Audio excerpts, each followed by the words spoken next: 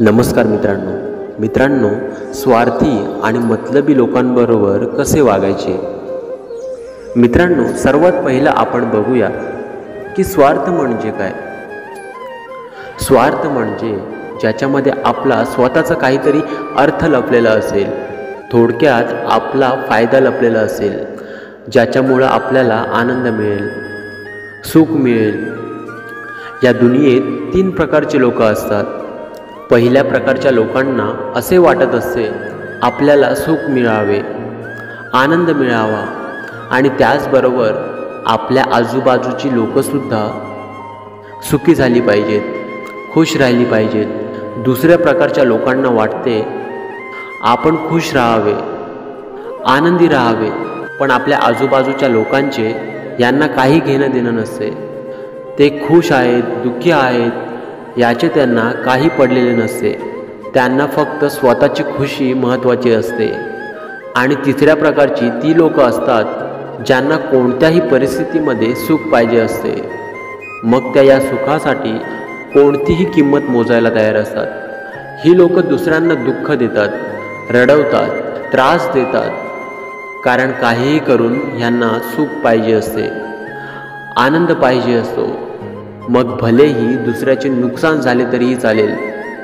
जी पहिल्या प्रकारची लोक आहेत, ज्यांना आपल्याबरोबर आपला परिवार, आपला समाज, आपला देश, हे जग सुखी व्हावे असे वाटते, असा स्वार्थ ठेवणे अजिबात वाईट नाही।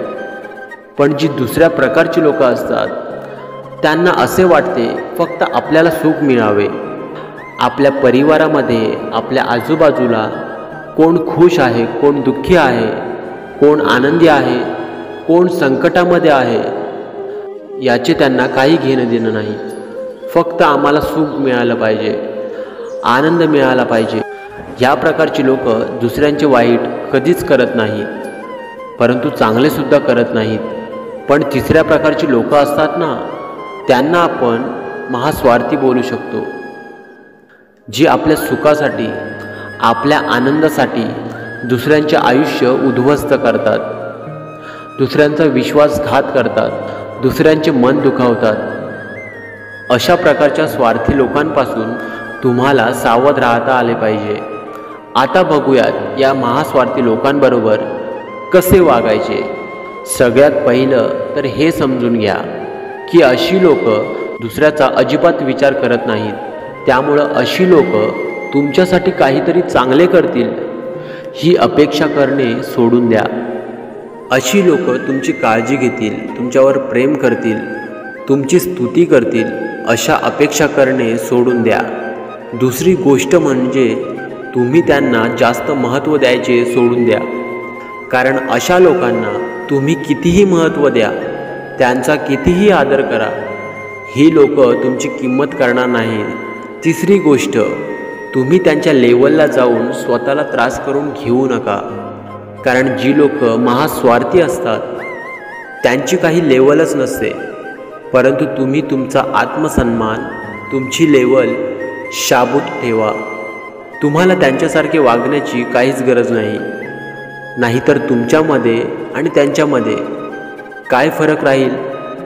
चौथी गोष्ट, अशा लोकांची मदत करणे बंद करा, कारण अशा लोकांची कितीही मदत केली तरीही काहीही फायदा नाही, कारण अशी लोक तुम्ही केलेल्या मदतीची काहीच किंमत ठेवत नाहीत।